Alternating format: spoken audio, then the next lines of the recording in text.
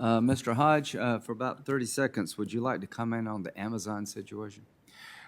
Senator, I've never looked at Amazon's tax returns or their books.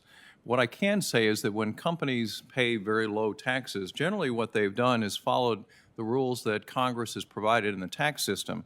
So in order to take things like accelerated depreciation or bonus expensing, they have to do the right thing. They have to buy new trucks, new equipment for their factories, new tools for their workers.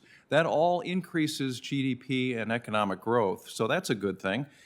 They also provide stock options for their employees, which makes their employees wealthier. So they're sharing the wealth of the company with their employees. All of those are in the tax code, and so they're doing the right thing, and that's all things that Congress has put in the tax code for companies to do. Okay.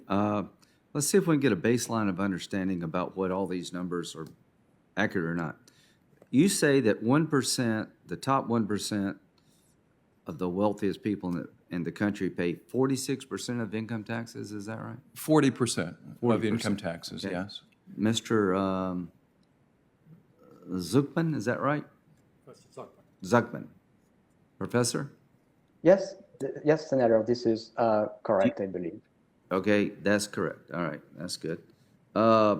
Is it true that about 30% plus of Americans pay no income tax?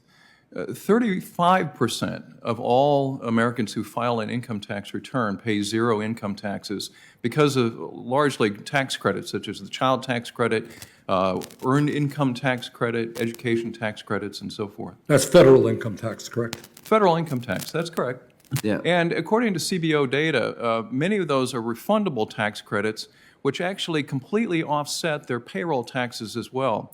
Actually, according to CBO data, the bottom two quintiles have negative effective tax rates because of the generosity of those refundable tax credits. Professor, do you agree with that statement? Senator, I think when studying the progressivity of the tax system, it's important to take into account all taxes at all levels of government. And when you do that, I just asked you a question. Do you agree with what he said? yeah, I agree with this. Okay. Now, I understand where you're coming from. But just trying to get some data points here. What is the average corporate tax rate in the industrialized world, Mr. Hodge? It's a little over 25% if you adjust it for economy size. The U.S. Corporate tax rate right now, when you add the federal rate of 21% plus the state rate, is about average in the industrialized world right now. And the proposal to go to 35%, how does that affect our ability to create jobs in our economy here at home? That would instantly make the U.S. Having the highest overall corporate tax rate at around 32%, which would be much higher than even France right now, which is moving to 25%. Sweden is reducing their rate to around 20% as well. That's the trend among global countries to make themselves more attractive for investment and jobs.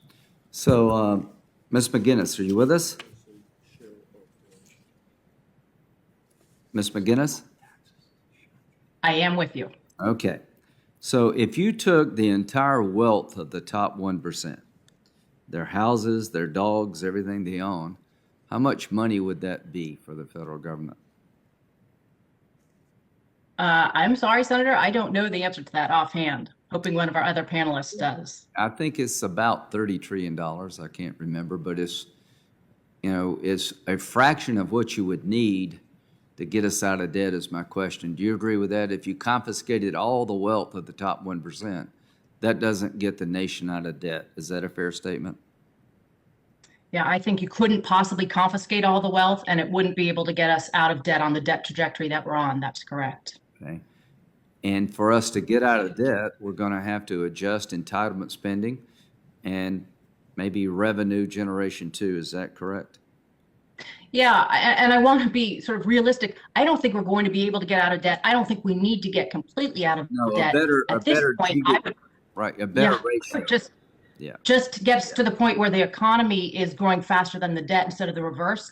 And we are not going to be able to do that along with this expansive agenda without looking at all parts of the budget. So taxes on the well-off, but also probably broad-based taxes if we're talking about big expansions, and certainly changes on the spending side. Yeah, and the spending side is really driven by entitlements. Is that correct, mostly? That is correct. Healthcare and retirement, and growth on interest as well. So Social Security and Medicare have to be dealt with, or they're going to run into a major shortfall. Is that correct?